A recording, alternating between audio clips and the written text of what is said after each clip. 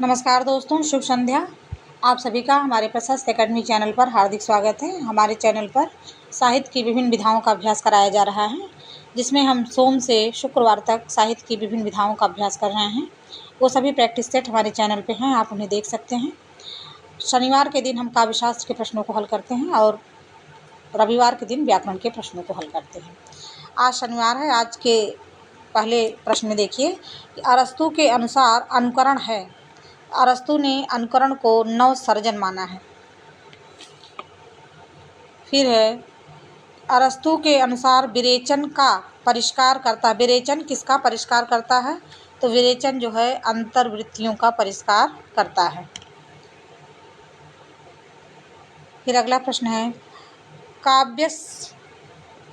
काव्यस्यात्मा ध्वनि रीति बुधैर्य, यह किसका कथन है? ये है आचार्य आनंदवर्धन का। फिर है आचार्य कुंतक ने निम्नलिखित में से किसे वक्रोक्त का भेद नहीं माना है? आचार्य कुंतक ने वक्रोक्त के 6 भेद माने हैं, जिसमें से पद पूर्वार्ध वक्रता है, वर्ण विन्यास वक्रता है, प्रबंध वक्रता है, लेकिन कल्पना वक्रता इसमें से नहीं है। जो 6 भेद हैं वो हैं वर्ण विन्यास वक्रता, पद पूर्वार्ध वक्रता, पद परार्ध वक्रता, वाक्य वक्रता, प्रकरण वक्रता और प्रबंध वक्रता। औदात्य सिद्धांत के संबंध में इनमें से कौन सा कथन सही नहीं है? लोंजाइनस के प्रसिद्ध ग्रंथ का नाम पेरिसुस है, सही है। बालेता औदात्य का आवश्यक तत्व है। फिर है भावावेश की तीव्रता औदात्य का आवश्यक तत्व एवं अंतरंग पक्ष है। फिर गरिमामय रचना विधान औदात्य का महत्वपूर्ण तत्व है। तो इसमें जो ऑप्शन बी है कि वालेता जो है औदात्य का आवश्यक गुण है, ये इसमें सही नहीं है। बाकी जो है औदात्य के सिद्धांत में सारे कथन सही है।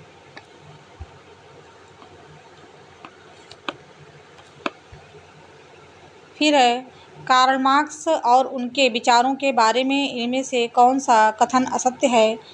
मार्क्स के अनुसार श्रम और वर्ग संघर्ष काव्य की मूल प्रेरणाएं हैं, सही नहीं, असत्य पूछ रहा है इसमें। फिर है मार्क्स ने सर्जन की प्रक्रिया में सौंदर्य की भावना को कुछ भी महत्व नहीं दिया। मार्क्स दुनिया के सब मनुष्यों में 2 वर्ग मानते हैं, शोषक वर्ग और शोषित वर्ग। मार्क्स काव्य का उद्देश्य क्रांति को प्रोत्साहित करना मानते हैं। यह देखिए ऑप्शन बी जो है गलत हो जाएगी। मार्क्स ने सर्जन की प्रक्रिया में सौंदर्य की भावना को महत्व नहीं दिया है, तो ये ऑप्शन गलत है, ऑप्शन बी। फिर है काव्य लक्षण एवं लक्षणकार की दृष्टि से निम्नलिखित में से कौन सा विकल्प सही नहीं है? शब्दार्थो सहितो काव्यम, सही है। फिर है वाक्यम रसात्मक काव्यम विश्वनाथ, ये भी सही है। तद दोषो शब्दार्थो सगुणावलंकृति पुनः क्वापि, यह भी कथन है। रमणीयार्थ प्रतिपादकः शब्दः काव्यम, यह दंडी का कथन नहीं है, यह है पंडित जगन्नाथ का कथन है, पंडित जगन्नाथ का कथन है। फिर है शक्तिर निपुणता लोकशास्त्र काव्यावेक्षणात् काव्य शिक्षाभ्यास इति हेतुस्तद्भवे। काव्य हेतु विषयक उपर्युक्त मत इनमें से किस आचार्य का है? तो यह मत है मम्मट का। मम्मट के लिए हम केवल इतना याद करेंगे, शक्तिर निपुणता लोकशास्त्र, इतना हम याद कर लेंगे तो ये आसानी से हम हल कर लेंगे। फिर है अगला काव्य यशसे अर्थकृते व्यवहार विदे शिवेत रक्षते सद्यः परिनिर्वृत्ते कांता सम्मित तयोपदेश युजे। काव्य प्रयोजन विषयक यह कथन किसका है? यह भी कथन मम्मट का है।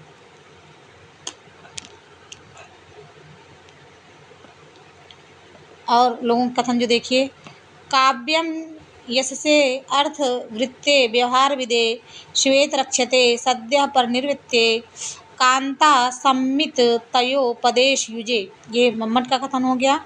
धर्मार्थ काम मोक्षेषु वैश्रव्यम कलासु च करोति कीर्तिम प्रीतिम च साधु काव्यम निवेशनम।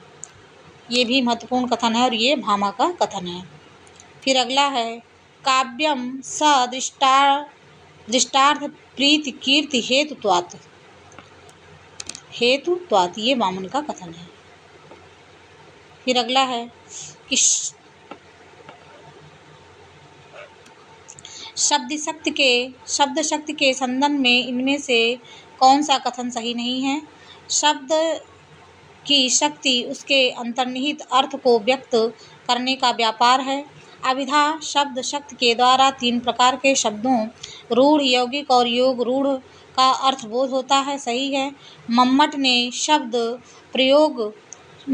शब्द शक्ति के लिए शक्ति तथा विश्वनाथ ने व्यापार शब्द का प्रयोग किया है।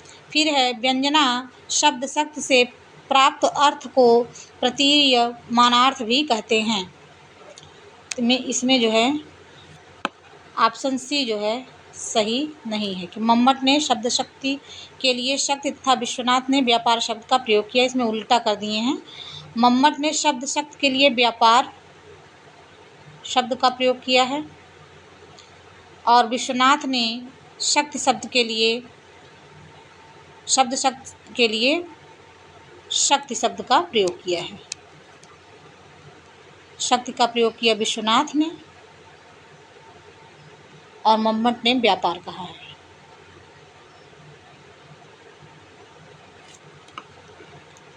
फिर है चिक्कर दिग्गज डोल महि गिरलोल सागर खर भरे मन हरस सब गंधर्व सुर मुनि नाग किन्नर दुख टरे कटकटहि मरकट विकट भर बहु कोट कोटिन धामहि जय राम प्रबल प्रताप कौशलनाथ गुणगन गावहि। इसमें कौन सा गुण है। इसमें जो है ओज गुण है। काव्य के कितने प्रधान भेद होते हैं। तो काव्य के 2 प्रधान भेद होते हैं।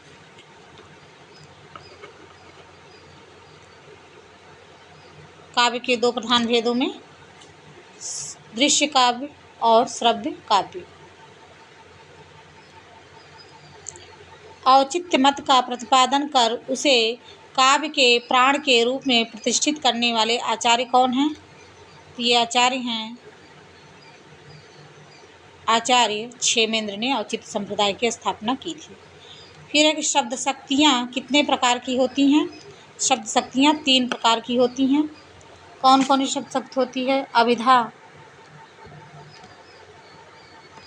अभिधा शब्द शक्ति, लक्षणा शब्द शक्ति,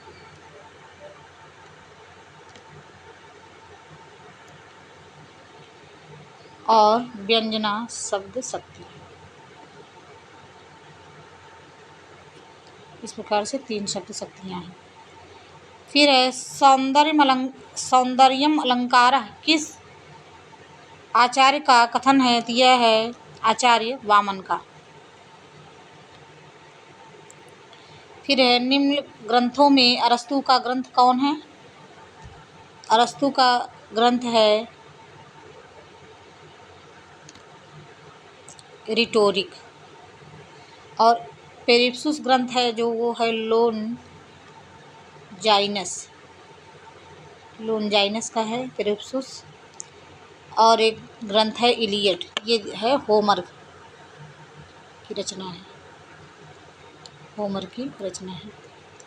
निम्नलिखित में से विरेचन सिद्धांत पर विद्वानों ने किस व्याख्या पर विचार प्रस्तुत नहीं किया है। धार्मिक व्याख्या पर, नीतिपरक व्याख्या पर, कलापरक व्याख्या पर। तो राजनीति परक व्याख्या विरेचन सिद्धांत में प्रस्तुत नहीं किया गया है। फिर है यूनान का सबसे पहला महाकवि कौन है। तो होमर है। होमर और इसकी पुस्तक है इलियड और ओडिसी। जहाँ पर प्रत्यय के द्वारा प्रस्तुत में कोई विशेष औचित्य संबंधी चमत्कार उत्पन्न हो जाता है वहाँ पर किस रूप की पूर्वार्ध वक्रता होती है? वहाँ पर प्रत्यय वक्रता होती है। जहाँ पर प्रत्यय के द्वारा प्रस्तुत में कोई विशेष औचित्य संबंधी चमत्कार उत्पन्न हो जाता है तो वहाँ पर किस रूप की पूर्वार्ध वक्रता होती है? प्रत्यय वक्रता। वाक्यम रसात्मक काव्यम, यह किसका कथन है? आचार्य विश्वनाथ का। आचार्य विश्वनाथ रसवादी आचार्य माने गए हैं।